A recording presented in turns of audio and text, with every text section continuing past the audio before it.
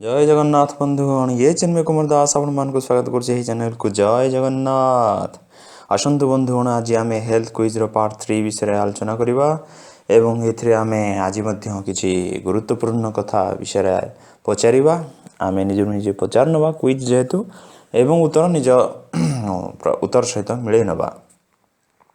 तो चलंतु बंधुगण आरंभ करवा जे कोलेस्ट्रॉल शरीर यदि कोलेस्ट्रॉल मात्रा बढ़ी जाए ताल ताहाको कमेबा पई आमे किपरि डाली खाइबा उचित। ठीक अछि तो ऑप्शन दुटा दे दोचे चोपा लगा डाली ना चोपा छड़ा डाली। एबे आपण को उत्तर चिंता करनियंतु एवं उत्तर मिले नबा आसंतु चोपा लगा डाली चोपा लागिथिबा डाली खाइबा द्वारा हमर कोलेस्ट्रॉल रो मात्रा कमी थाए। एवं यही कोलेस्ट्रॉल संबंधी आ गोटे प्रश्न जे कोलेस्ट्रॉल मात्रा कमीबा पई आमे किपरि परिबा खाइबा उचित।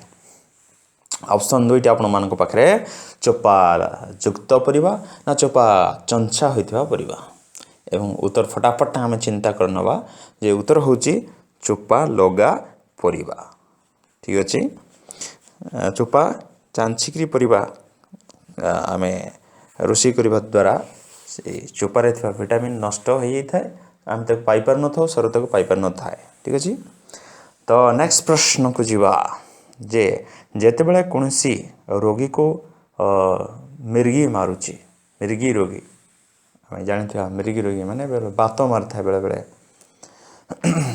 तो से समय रे आमे जेतेबेले दौरा पड़ी था मिर्गी दौरा पड़ी था से समय रे आमे ताकू कोन सुंघाइबे सुंघाइबा उचित बा कोन सुंघाइबा द्वारा रोगी को आरोग्य लाभ होता है से सुस्थ अनुभव करता है। तो ऑप्शन एठी नहीं आम चिंता करिबा कौन कौन कौन सुंघाइबा द्वारा उत्तर सुनी नबा उत्तर होची चूर्ण सुंघाइबा द्वारा चूर्ण आम जो खाउचे चूर्ण से खाइबा चूर्ण सुंघाइबा द्वारा कौन होता है मिर्गी रोगी आरोग्य लाभ करता है।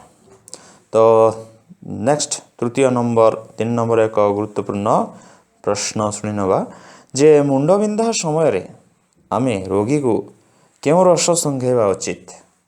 मुंडबिंधा होची तार आरोग्य लाभ पाई आमे रोगी को क्यों रस सुंघाइबा उचित क्यों रस सुंघाइबा द्वारा मुंड बिंधा कमी थाए।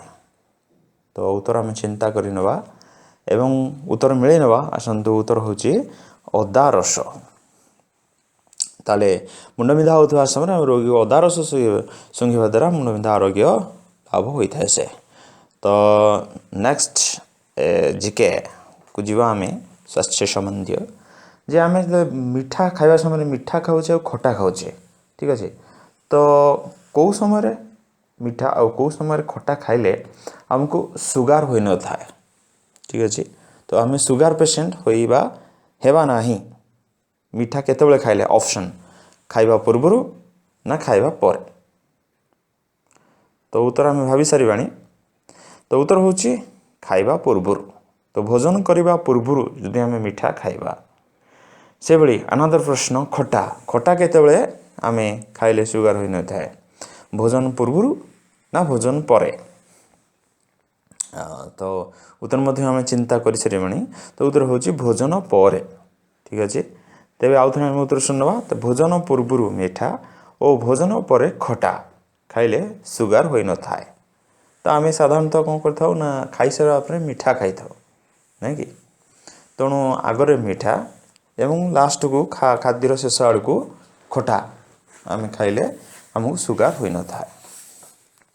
अच्छा ताले नेक्स्ट अनदर इम्पोर्टेंट क्वेश्चन जे जो लोक अवसाद जगो मानसिक भाराक्रांत जगो भांगी पड़ी थाए से लोकर शरीर रे क्यों क्यों उपादान कमी जाए खाद्यर क्यों क्यों उपादान कमी जाए थाए।